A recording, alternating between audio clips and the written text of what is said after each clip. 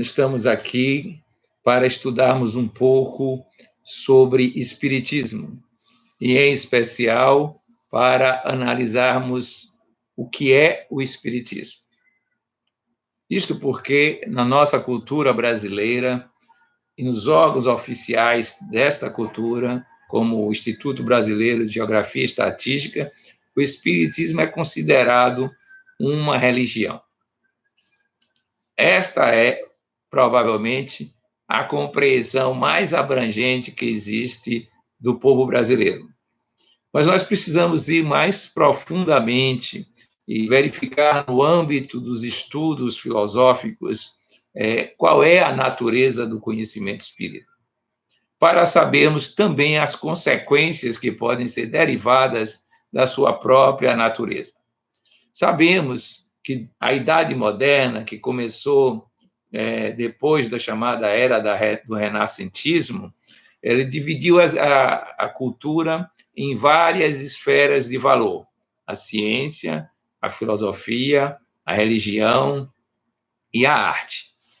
Pois bem, quando o Espiritismo nasceu, a sua primeira grande tarefa foi se firmar num ambiente francês de natureza positivista e que valorizava o aspecto da experimentação, influência do empirismo que dominava a Europa como um todo, ou o Ocidente, melhor dizendo, como um todo.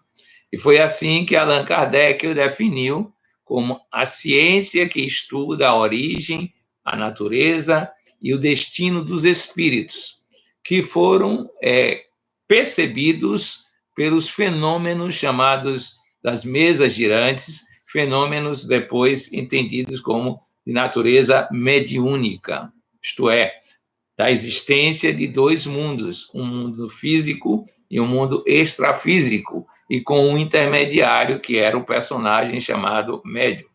Então, temos aí a sua primeira caracterização.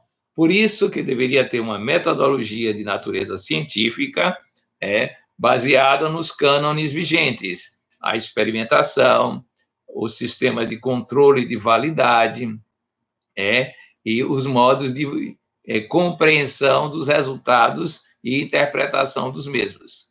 Foi assim que ele nasceu como ciência. Mas quando Allan Kardec publicou o livro dos Espíritos, ele colocou no frontispício a seguinte noção: filosofia espiritualista. Ora, agora há uma outra configuração. A filosofia, tradicionalmente, vai para as causas primárias, a ciência, as causas imediatas, ou chamadas secundárias.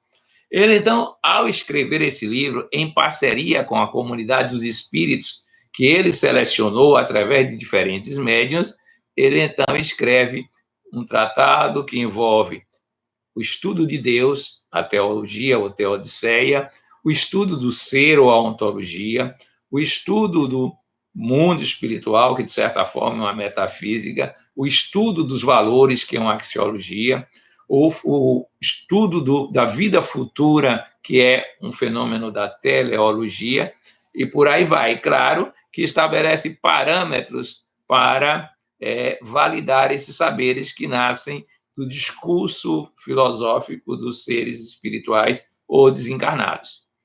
Mas mais adiante, ao publicar o Evangelho segundo o Espiritismo, ele vai escrever um capítulo chamado Aliança da Ciência com a Religião.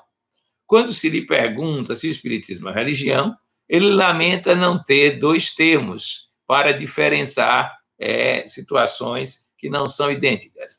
Toda vez que se falava em religião, se falava numa revelação individual, uma revelação que gerava dogmas e que depois se institucionalizava como cultos, rituais, práticas inquestionáveis. Não fazia parte do pensamento dele nenhum tipo de autoridade central dessa natureza, como não fazia parte da cultura francesa da época. Por isso que ele vai dizer que, nesse sentido, não é religião.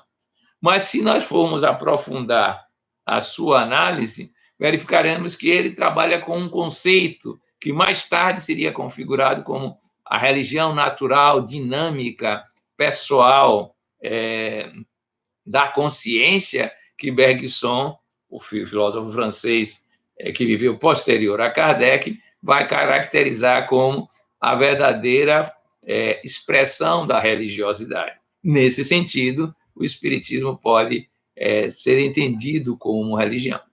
Além disso, ele vai dar uma contribuição significativa para a construção do pensamento espírita, influenciando a área de arte.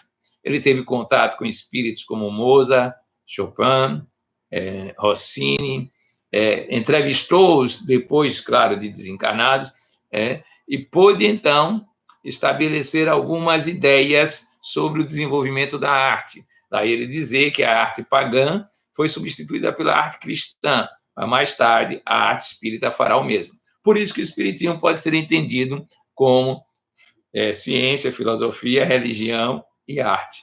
Os 4 grandes momentos da cultura, de um modo geral. Este é o nosso prolegômeno, a nossa introdução ao estudo dessa temática. Muito obrigado pela atenção.